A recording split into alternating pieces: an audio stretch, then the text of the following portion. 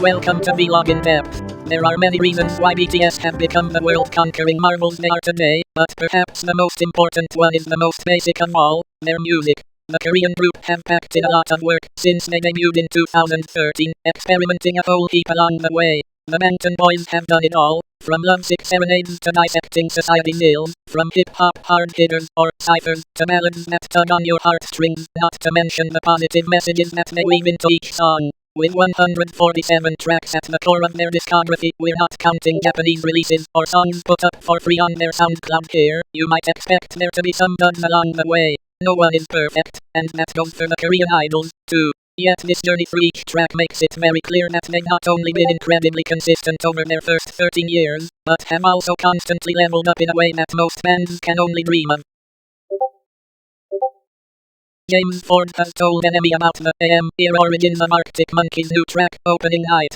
NME sat down with the producer earlier this week to get a track-by-track guide to War Child's star-studded new Help 2 album, which features the likes of Fontaines DC, Wet Leg, Young Fathers, English Teacher, Pulp, Damon Albarn, and many more alongside the Sheffield indie veterans. Opening Night was the first track unveiled from the indie compilation and marked the band's first material since 2022's The Car, inviting a flood of speculation from fans, who are so far divided over whether it means there's more music to come or if the track is more of a swan song. When we put the latter to Ford, he said, "No comment.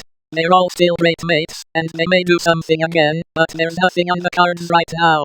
To that end, Monkeys drummer Matt Helders recently said there were no imminent plans to get back into the recording studio, but ruled nothing out and said making music was something we love to do. Muse have shared a dramatic taster of their forthcoming new single, Be With You.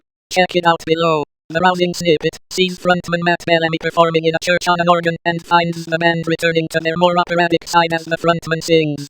"It seems my life's been swallowed up / I've used up every ounce of luck / I need to leap into the fire, found a higher power and reach for something new," over dramatic keys. It is unclear when the single is set to land, but it is the first material since last year's Unraveling. The band are currently working on their 10th studio album, having released their 9th and latest full-length record, Will of the People, in 2022. Last February, bassist Chris Walston-Home talked about the future of Muse, and suggested that the trio were thinking about a new album, which could be arriving this year.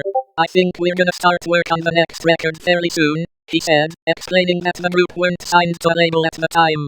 "I think for the last few albums we've been with Warner and we've extended after each album," the musician continued. "We may do the same again, we may go with a new label, who knows." As for when fans could expect the next Muse LP, Walston-Home revealed that they would be starting work very, very soon, like in the next couple of months at the time. "I would imagine that 2026 will be a new album, barring any disasters," he commented. In January this year the band cancelled a series of forthcoming concerts due to unforeseen circumstances. They were due to play the Etihad Arena in Abu Dhabi on February 4, Johannesburg in South Africa on February 7, Cape Town on February 11, and Bengaluru in India on February 14. They have yet to announce any new dates. The band embarked on a European tour last year, including a show at Madrid's Mad Cool Festival, which saw the band step in for Kings of Leon. NME described the show as an era-spanning, revolutionary spectacular, with Matt Bellamy and Co easing into their new cycle with riffs and revolution. Sony has been accused of launching dynamic pricing for hit PlayStation games including The Last of Us, God of War, and more.